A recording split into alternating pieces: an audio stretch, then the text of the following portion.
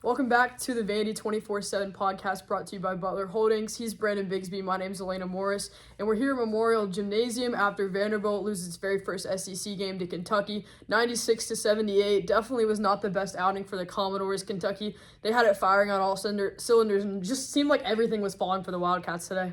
Yeah, it really felt like, from tip-off, Kentucky had everything rolling. I mean, I think they started out 7 for 8 from the field and 5 for 6 from 3, got out to about a 13, 14-point lead in the first 5 minutes, and it just really felt like Vanderbilt wasn't really ready for that. Kentucky really threw out that first punch, and I feel like for the Commodores, it really took them a while to kind of find their rhythm, and while Vanderbilt did kind of find their rhythm, you kind of were going to have to hope that Kentucky was going to lose theirs a little bit because they had built such a big lead early on. I think it was, 17-3 early on, so really when they got that padded lead, it took Vanderbilt a while to really kind of get themselves back in it. You thought maybe at the beginning of that second half when they got the back-to-back threes from Nwaba and Blakes, they cut it down to 6. You felt like maybe that was when Vanderbilt had their chance, but give Kenny Brooks and his Wildcats team a lot of credit. They called that timeout, and it was pretty much right back to work after that. Vanderbilt never got closer than 6 points the rest of the game, and Kentucky was able to pull away in that fourth quarter to make it a pretty convincing win. Yeah, those back-to-back threes, it really felt like a big momentum shift. I mean, it really got loud here at Memorial, probably the best crowd it's been on men or women's side this year. I mean, this place was packed, and so it felt like maybe there was something going. Sharoff might have given a great halftime speech, but after that timeout, it just seemed like it had kind of unraveled a little bit. And the other thing, too, was that whistle started blowing, and I don't even mean it in a bad way, but when you call 6 straight fouls on Vanderbilt and none on Kentucky, and the Wildcats get into the bonus midway through the third quarter, that's tough to overcome. I mean, not that, they weren't making correct calls, or I'm not going to say whether or not at times they were. I mean, that's just a judgment thing, but it does make it harder when you're playing against a tighter whistle, and it seemed like Vanderbilt was doing that in the third. So the moment they started gaining momentum, it just seemed like they had it snatched out from them. And so after that, it didn't really seem like they could get anything going in the Wildcats. They just walked away with a win.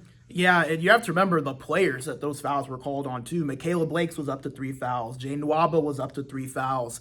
Ayanna Moore had 3 fouls. I think that Camille Pierre had 2, as well as a couple other players. So Vanderbilt, not only were they trying to defend rather aggressively because they're trying to make up for this deficit, but that kind of gets taken away from you when you have really important pieces, pretty much all your starters, at 2 fouls or more. It just kind of takes away some of your willingness to try to be aggressive defensively, try to go for some of those steals, go for some of those loose balls. Because right when you have momentum and you cut the lead down to 6, you kind of see that just the way that the game is being called is altered a little bit. And I'm not saying that was correct or incorrect, to be clear, but there was a very clear discrepancy in how the game was called in the first half, where it felt like they were kind of letting the teams play a little bit, and then the second half to where you saw a lot of that physicality kind of be more frowned upon. So, I feel like that was really the stretch where things turned, but again, you have to take advantage of it, and Kentucky did that. They were able to get back that run. The lead went from 6 back up to 13 in 2 or 3 minutes right until the media timeout, and Vanderbilt just was never really able to get their rhythm going. They never felt comfortable, and I think the biggest story in this one, Alaina, was how Vanderbilt looked defensively. They really, really struggled on the defensive end. A lot of missed rotations, a lot of blown assignments. It felt like Kentucky, a team that we know can shoot the ball really well, had way too many open looks. Like, not anyone within feet of those players that typically were getting those open opportunities. So I think the defense was probably what was the most disappointing aspect of this for Vanderbilt today. But again, give Kentucky their credit. They're number 16 in the AP poll. They're ranked on both the AP and the coaches poll and have been all year for a reason. They showed you exactly why today here at Memorial Gym. Yeah, and this is a team you can't leave open. I mean, they shot the lights out the other night against Mississippi State. Deja Lawrence, Georgia Amore, Amelia Hassett. Like, you cannot leave those kind of players open. And just watching that first quarter, it looked like Vanderbilt was just lost in the shuffle. I mean, players were cutting to the basket. There were nobody around them. I mean, just there are 3-pointers to the Wildcats. I mean, it just felt like they had a couple feet of space in front of them. It didn't really feel like Vanderbilt knew exactly where to be defensively. And by the time they figured it out, they were just in too deep of a hole to dig themselves out of. But I mean, we can't really dwell on everything that just happened. We can address it, and that's kind of what Shea Ralph said too, that, she wants to give Kentucky some credit, but she also knows her teams a lot better than that. I think she really touched on that. And also, I think one thing she said that really stuck out was sometimes your greatest lessons are your biggest failures. And today, I think she would categorize this game as a fail for Vanderbilt. This was theirs for the taking. I mean, if they win today, they wake up tomorrow ranked in the AP and coaches poll, and it was just right there. I mean, a couple teams just right in front of them lost. Ole Miss lost today.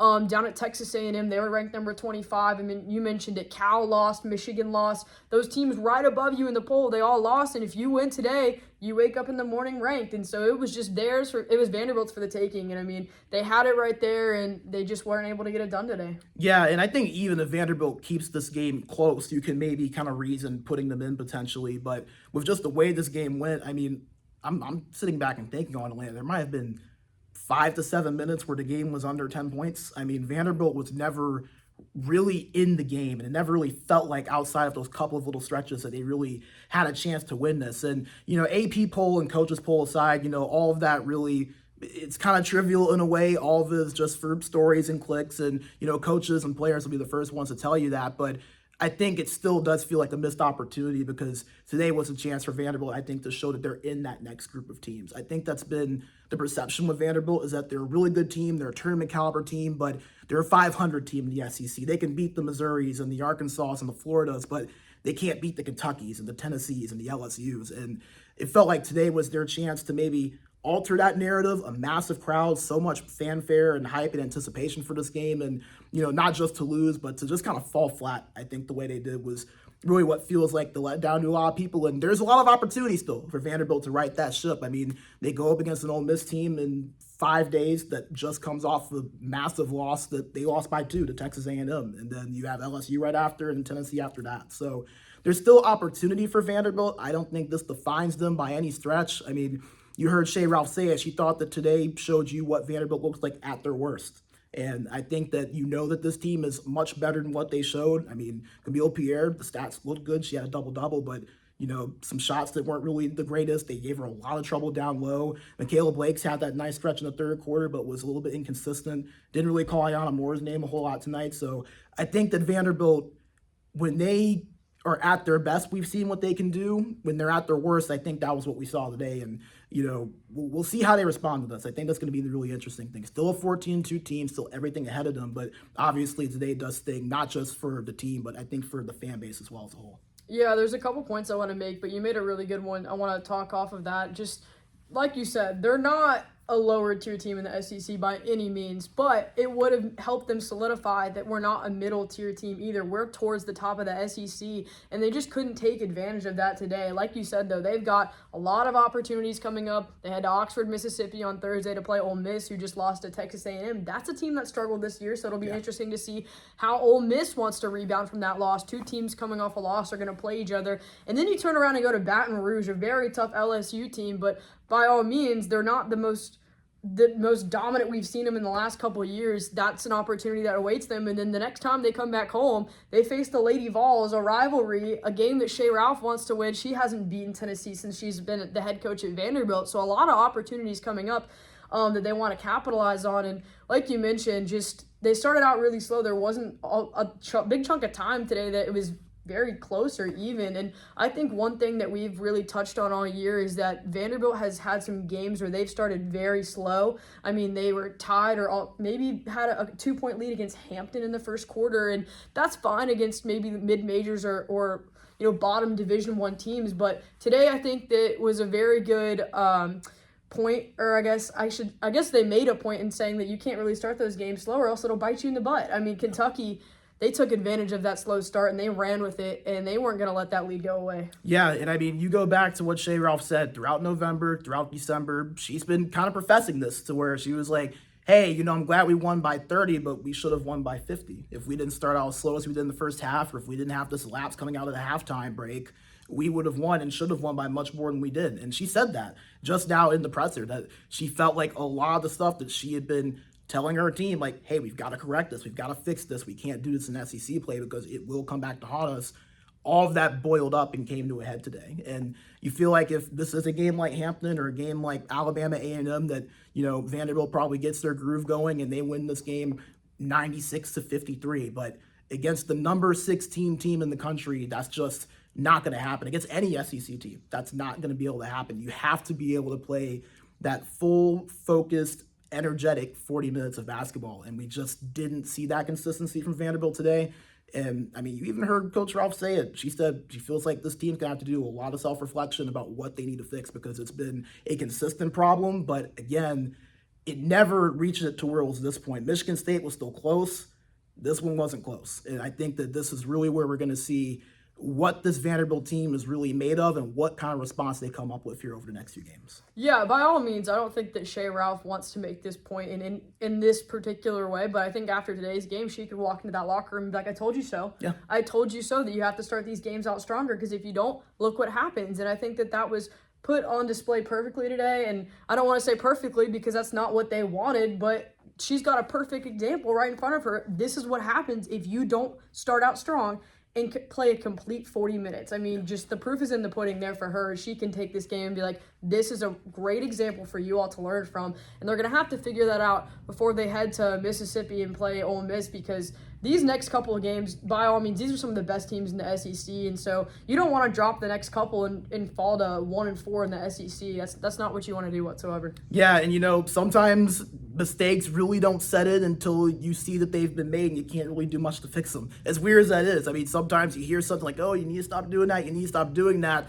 It doesn't really set in until you end up doing it and you see the consequence of it. And I think that that's what Vanderbilt is going to have to take from this game. They know how they started. There's nothing they're going to be able to do about this one. It's a loss. They're 14-2. There's nothing they can do to change that, but you can change the future. You can dictate what's ahead of you. And Vanderbilt, despite losing today and some of that disappointment that they probably are feeling with a game like this, like we said, there was a lot of excitement and a lot of energy coming from this game, from the fan base, from the program, a packed house today.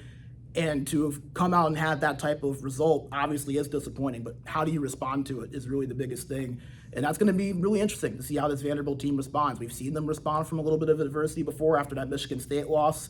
We'll see if they can do it again, Alaina. It's going to be really, really interesting. And like you said, you mentioned Tennessee coming back next time. They're coming off a loss. They lost to Oklahoma today. So it's a very deep SEC team. I don't think this is a game that anyone should panic about or say, oh, this Vanderbilt team isn't what we thought maybe they'd be, or maybe they are a middle-of-the-pack SEC team.